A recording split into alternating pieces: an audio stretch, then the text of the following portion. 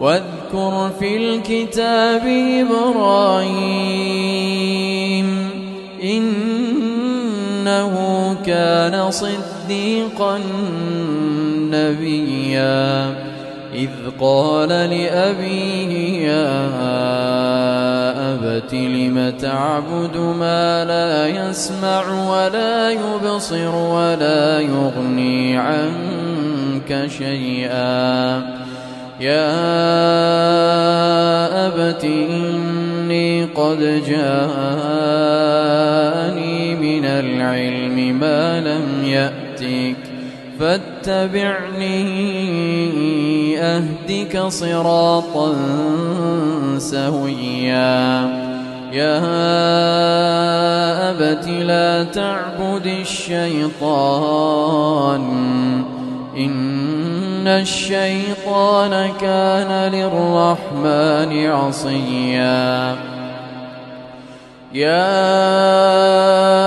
أبت إني أخاف أن يمسك عذاب من الرحمن فتكون للشيطان وليا قال أراغب أنت عن آلهتي يا إبراهيم لئن لم تنته لأرجمنك واهجرني مليا قال سلام عليك سأستغفر لك ربي إنه كان بي حفيا وأعتزلكم وما تدعون من دون الله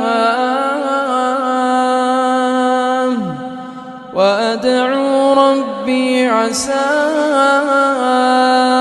ألا أكون بدعاء ربي شقيا فلما اعتزلهم وما يعبدون من دون الله وهبنا له